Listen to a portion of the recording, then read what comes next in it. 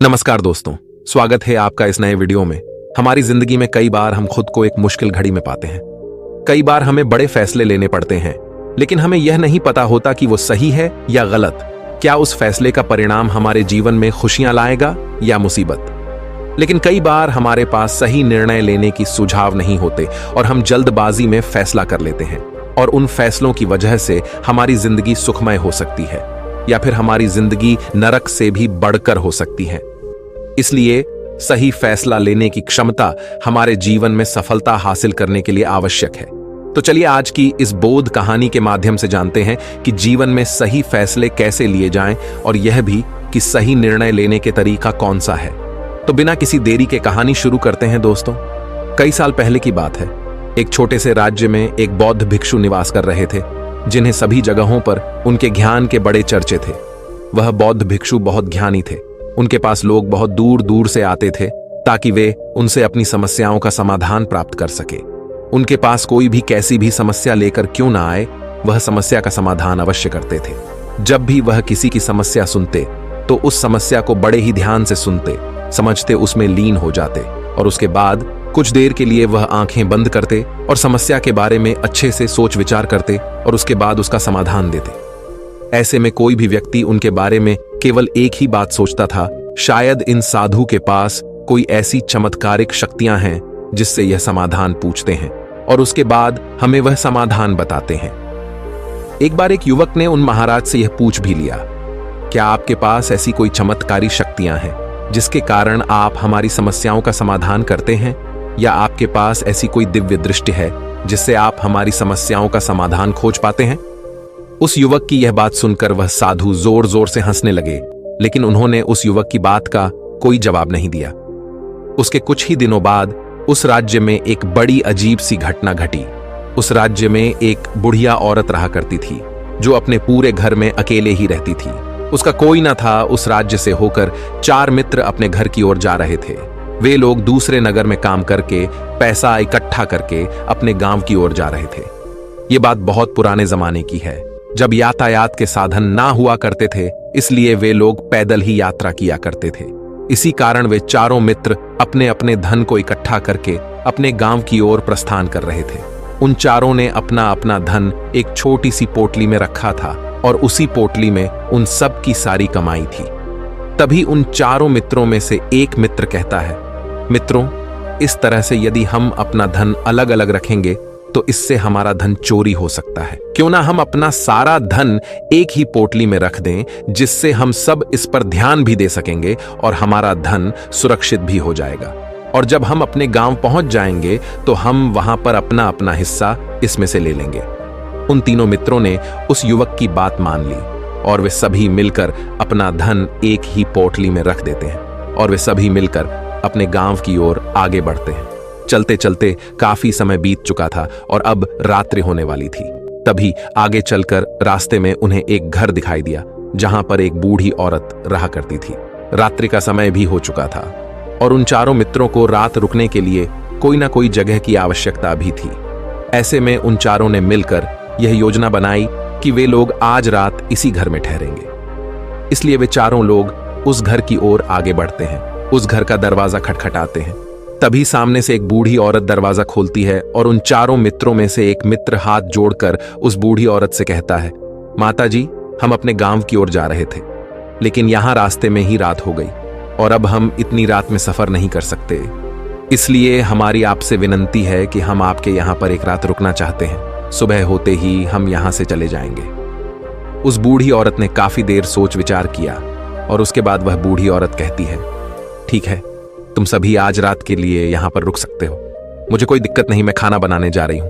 कहो तो तुम लोगों के लिए भी बना दूं। उन चारों ने सहमति जताते हुए कहा, हां बिल्कुल। उसके बाद उन चारों मित्रों ने धन की पोटली उस बूढ़ी औरत को थमा दी और कहा, माता जी, इस पोटली में हमारे साल भर की कमाई है। हम चारों ने अब तक का अपना सारा कमाया हुआ धन इसी पोटली में रखा है और अब हम इसे आपको सौंपते हैं, क्योंकि यह हम चारों से ज्यादा आपके पास सुरक्षित होगा। हम बस इतना चाहते हैं कि यदि हम चारों में से कोई एक व्यक्ति से लेने आए तो आप इस पोटली को उसे मत देना, जब तक कि हम चारों एक साथ इस पोटली को लेने न आए। तभी वह बूढ़ी औरत कहती है, ठीक है बेटा, यदि तुम चारों एक साथ आओगे तभी मैं इस पोटली को आपको सौंपेंगे। और वैसे भी आप लोग तो सुबह यहां से चले जाने वाले हैं। मैं आपको सुबह ही यह पोटली थमा दूंगी, वह धन की पोटली। उस बूढ़ी औरत को थमाकर चारों मित्र निश्चिंत हो जाते हैं कि अब उनका धन सुरक्षित है और वे लोग खाना खाकर सो जाते हैं। अगली सुबह जब वह चारों उठते हैं तो सभी लोग अपनी आगे की यात्रा के लिए तैयारियां शुरू कर देते हैं। उन चारों नौजवानों में से एक नौजवान थोड़ा सा बदमाश था। वह अपने उन तीनों मित्रों से कहता है, भाइयों, इस बूढ़ी औरत ने हमारी रात भर खातिरदारी की है, हमें अच्छा भोजन खिलाया, सोने के लिए अच्छी जगह दी, रात भर यहां सर छुपाने के लिए एक अच्छा मकान दिया और हमने अब तक उसके लिए कुछ नहीं किया। वह बूढ़ी औरत अकेले ही खेतों में काम कर रही है। क्या हम सभी यहां से जाने से पहले इस बूढ़ी औरत की मदद नहीं कर सकते? उस बदमाश नौजवान ने मन ही मन यह योजना बना ली थी कि वह किसी तरह से भी उस बुढ़िया से पोटली हासिल करके ही रहेगा। बाकी के तीनों मित्र उसकी बातों में आ जाते हैं और वे सभी मिलकर उस बुढ़िया की मदद करने अर्थात खेतों में काम करने के लिए चल पड़ते हैं। वे सभी मिलकर खेतों का काम कर ही रहे थे कि तभी वह बदमाश नौजवान अपने बाकी तीनों मित्रों से कहता है, मित्र, मुझे जोरों की प्यास लग गई है, मैं जरा उस बूढ़ी औरत से पानी मांगकर लाता हूं।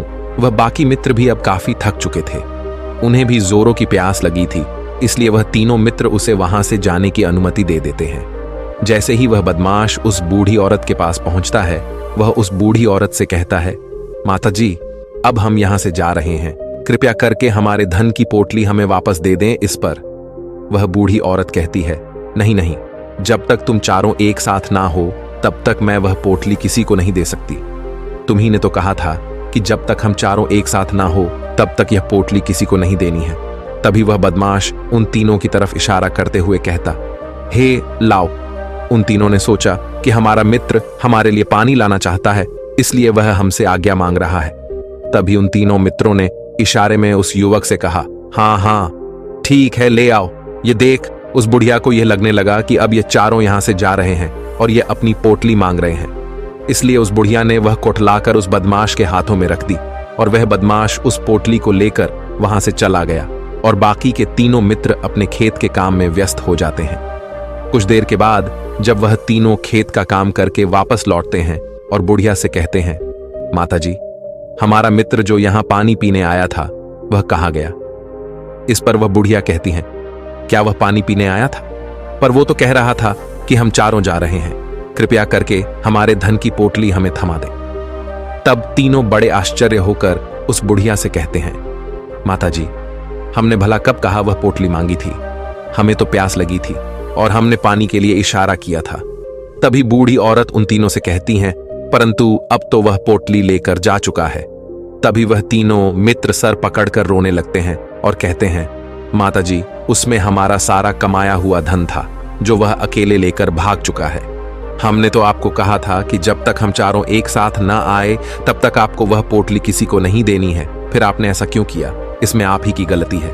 हमने आपको उस पोटली की हिफाजत के लिए रखा था और आपने उसे एक ऐसे आदमी के हाथों में दे दिया जिसने हमारा सारा धन हमसे लूट लिया। हम बर्दाश्त नहीं करेंगे, हम राजा के पास जाएंगे और राजा से आपकी शिकायत करेंगे, न्याय की मांग करेंगे। अब तो इस बात का राजा ही फैसला करेंगे। तीनों नौजवान क्रोधित होकर राज दरबार में पहुंच जाते हैं और अपनी सारी समस्या उन राजा को बता देते हैं। जब वह राजा उन तीनों नौजवानों की बात ध्यानपूर्वक सुनता है तो वह तुरंत ही उस बुढ़िया को राज दरबार में पेश होने का आदेश देता है।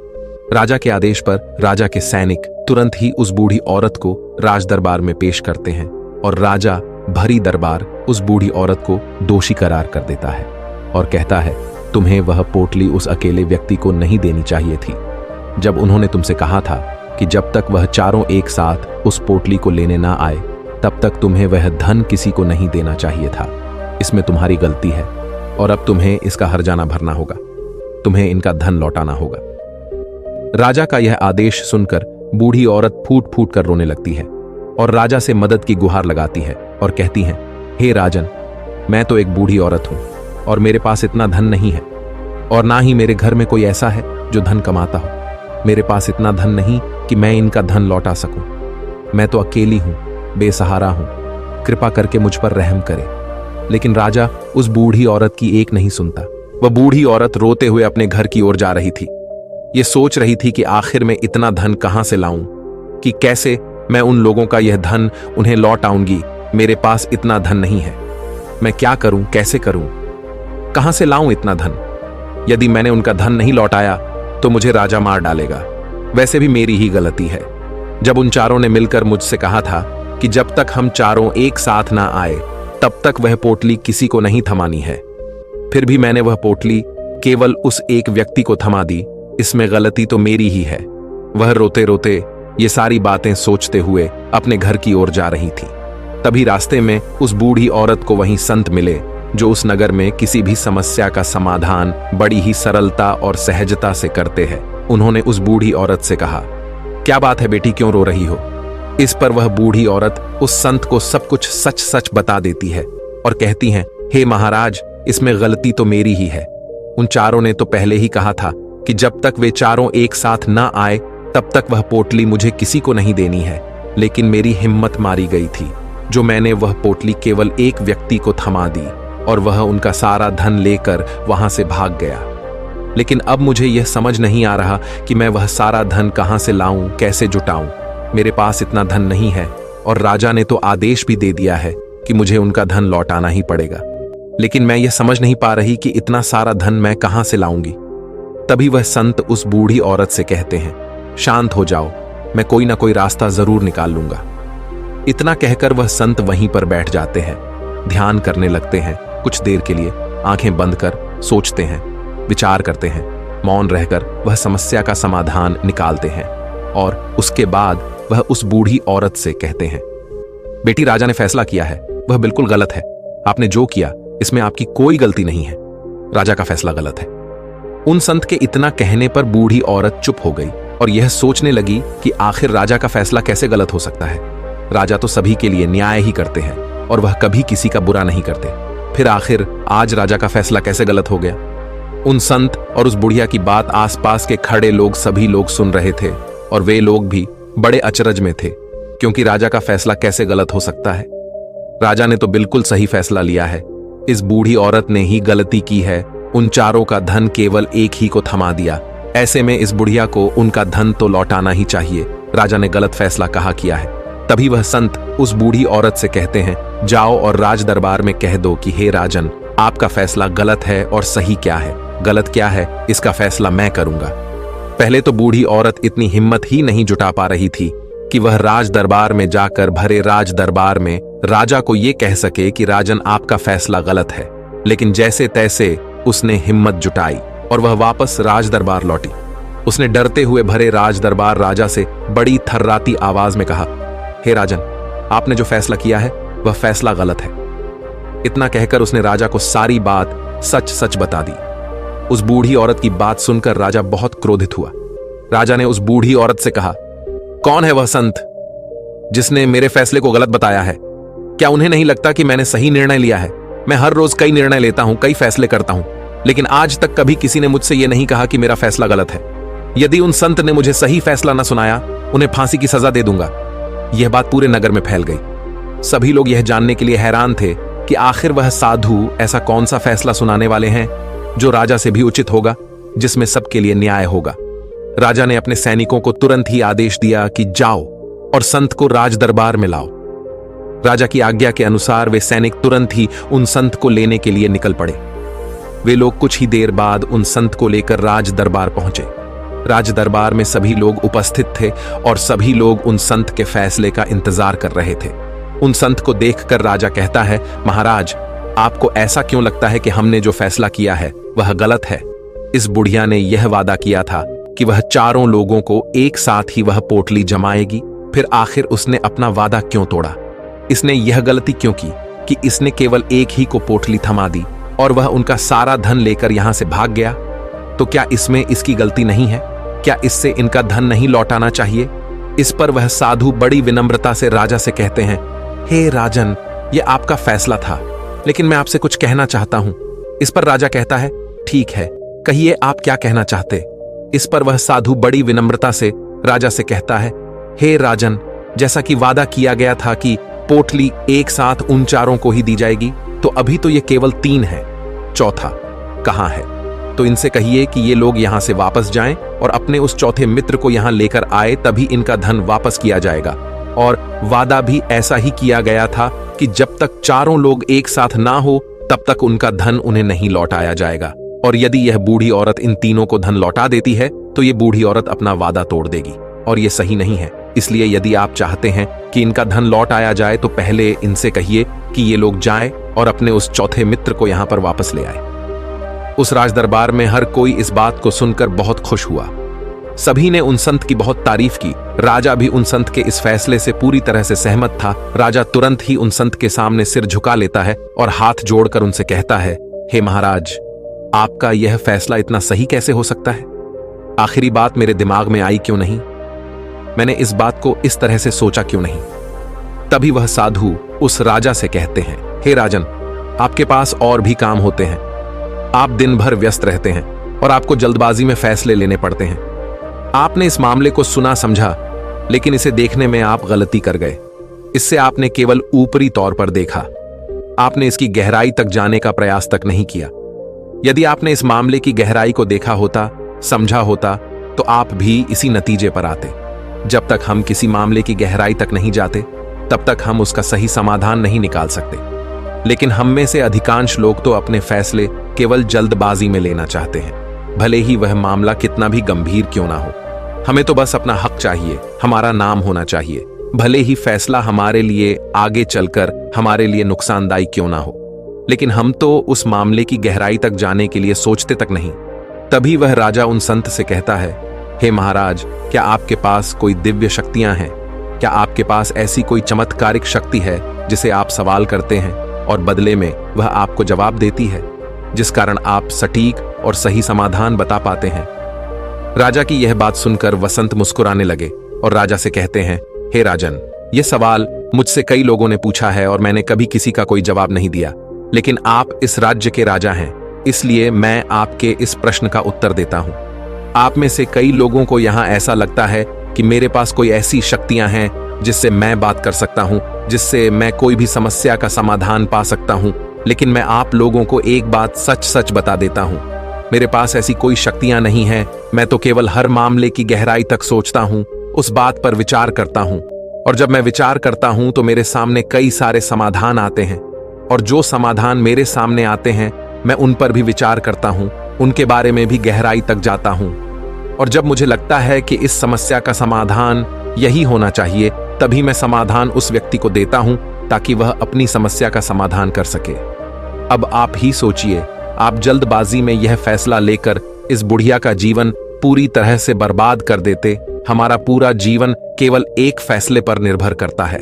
यदि वह फैसला सही हुआ तो हमारा जीवन अच्छा बन जाएगा, और यदि वह फैसला गलत निकला तो हमारा जीवन नर्क से भी बदतर हो सकता है। इसलिए यदि आप सही और सटीक फैसला लेना चाहते हैं तो आपको मौन रहना सीखना पड़ेगा। मौन रहकर उस पर विचार करना सीखना होगा, क्योंकि हमारे फैसले ही हमारा भविष्य तय करते हैं, हमारी जिंदगी का अगला पड़ाव तय करते हैं। फिर चाहे वह फैसले छोटे हों या बड़े, वे ही हमारी जिंदगी को निर्धारित करते हैं। इसलिए सबसे पहले हमें सही फैसले लेने के लिए मौन रहना सीखना आवश्यक है, उन पर विचार करना आवश्यक है। और जब आप ऐसा करते हैं तो आपके सामने एक ही समस्या के कई सारे समाधान निकल कर आते हैं, और जब आप उन पर गौर करेंगे तो आपको यह समझ में आएगा कि उन फैसलों का समाधान कैसा होना चाहिए, कि समाधान से आपको क्या फायदा होगा और क्या नुकसान होगा, या उस समाधान पर सोच और विचार करने पर ही आप उसे समझ सकते हैं। और तभी आप यह निर्णय भी ले सकते हैं कि क्या यह समाधान उचित रहेगा या नहीं। और यह सब संभव हो सकता है यदि हम कम बोलना शुरू करें, अब पूरी तरह से मौन हो जाए। इसका अर्थ यह है कि आप भीतर से शांत हो जाएं, और जब आप भीतर से शांत होने लगते हैं तो आपका मन स्पष्ट होने लगता है, साफ होने लगता है, और आप किसी भी चीज पर सोच विचार कर सकते हैं। और जब आप भीतर से शांत होने लगते हैं तो आप ऊपर से भी कम बोलते हैं, और जब आप धीरे धीरे कम बोलने के आदी हो जाते हैं तो आप साफ और स्पष्ट तौर पर सोच और समझ पाते हैं। आपके विचारों में शुद्धता आ जाती है, जिससे आपको यह साफ और स्पष्ट देखने को मिल जाता है ये कौन सा फैसला सही होगा और कौन सा फैसला गलत होगा।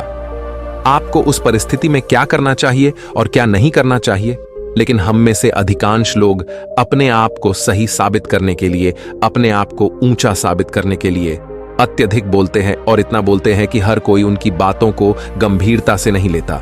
उन्हें ऐसा लगता है कि मानो ज्यादा बोलना ही हमारे लिए हमारा शस्त्र है, लेकिन वह यह भूल जाते हैं कि वह अत्यधिक बोलकर मूर्ख बन रहे हैं। लोग हमारा मजाक बनाते हैं, हमें मूर्ख समझते हैं, हमसे दूर रहने लगते हैं क्योंकि उन्हें हमारी बक बक अच्छी नहीं लगती। लेकिन जब आप भीतर से शांत होने का प्रयास करते हैं और धीरे धीरे भीतर से शांत होने लगते हैं, तो आप खुद ब खुद ऊपरी तौर पर कम बोलना शुरू कर देते हैं। इससे आपके मन में, आपके मस्तिष्क में एक साफ और स्पष्ट विचार उत्पन्न होते हैं और आप अपने आप को साफ स्पष्ट तौर पर समझ पाते हैं, देख पाते हैं आपको कब, क्या, क्यों और कितना बोलना चाहिए, और आपको कब, कैसे, क्यों, किस तरह से कौन सा फैसला लेना सही है या नहीं, यह भी आप अच्छी तरह से समझ और जान पाते हैं। जब आप कम बोलना शुरू करते हैं, तब आप अपने आप को बहुत अच्छी तरह से समझना शुरू कर देते हैं, अपने आप पर अच्छी तरह से विचार करना शुरू कर देते हैं। तब आपको यह बात भी बहुत अच्छी तरह से समझ में आने लगती है कि जो हम बेकार की बक बक करते हैं, उस पर हमारे शरीर की बेवजह ही कितनी सारी ऊर्जा यूं ही व्यर्थ हो जाती है, नष्ट हो जाती है, जिसे हम चाहे तो किसी जरूरी काम में लगा सकते हैं, फैसले लेने में लगा सकते हैं, जिससे हम तनाव मुक्त रह सकते हैं और हमें अच्छी नींद भी आ सकती है। और यदि आप इसी प्रकार सोच विचार कर फैसले लेना शुरू करते हैं, तो आपका मस्तिष्क भी अच्छी तरह से काम करने लगता है और आपका मस्तिष्क पहले से भी ज्यादा शक्तिशाली हो जाता है। और इसका एक बहुत अच्छा उदाहरण भी आपको मैं बताना चाहूंगा। जब आप स्कूल में पढ़ते थे या फिर आज भी आप पढ़ रहे हो, तो आपने देखा होगा कि जो बच्चे होनहार होते हैं, होशियार होते हैं, वे लोग बहुत कम बातें करते हैं और अपना समय सही चीजों में लगाते हैं। वह अधिकांशतः अपना समय मौन होकर ही बिताते हैं। इसी वजह से वह पढ़ाई करने में बहुत तेज होते हैं। वह जो कुछ भी पढ़ना चाहते हैं, वह उसे याद कर ले जाते हैं। लेकिन वहीं पर दूसरी तरफ जो लोग बहुत अधिक बोलते हैं, यदि आप उन्हें पूरे 24 घंटे भी दे दें, तो भी वह उस तरह से उन चीजों को याद नहीं रख सकते जिस तरह से वह मौन रखने वाले बच्चे उन बातों को याद कर लेते हैं। और महान चाणक्य ने भी यही कहा है कि जो व्यक्ति ये समझ जाता है कि उसे कब, कहां और कितना बोलना चाहिए, उस व्यक्ति को सफल होने से कोई नहीं रोक सकता। और आप इतिहास उठाकर देख सकते हैं, आज तक जो भी लोग महान हैं, जो लोग भी सक्सेसफुल बने हैं, उन लोगों की आदत बहुत कम बोलने की है। उनका पूरा ध्यान केवल अपने लक्ष्य पर होता है और अपना पूरा समय वह अपने लक्ष्य को पाने में ही लगा देते हैं। इसीलिए आपको भी यह आदत अपने जीवन में उतारनी चाहिए। और कम बोलने का अर्थ यह नहीं कि आप ऊपर से कम बोलें, बल्कि आप भीतर से कम बोलिए, भीतर से शांत रहिए। यदि आप रोज इसका अभ्यास करते हैं, तो केवल कुछ दिनों में ही इससे होने वाले लाभ आपको आपके सामने नजर आने लगेंगे। दोस्तों, आपने आज के इस वीडियो से क्या सीखा, वह मुझे आप कमेंट में बता सकते हैं। इसी के साथ मैं उम्मीद है कि आपको आज की वीडियो पसंद आई होगी। तो इस वीडियो को उस इंसान को शेयर करें जिससे ये कहानी सुनने की जरूरत है, और उसी के ठीक बाद चैनल को सब्सक्राइब करें। तो चलिए फिर मिलते हैं ऐसी एक और नई वीडियो में एक नए मैसेज के साथ। तब तक के लिए अपना ख्याल रखें। धन्यवाद और नमो बुद्धाय।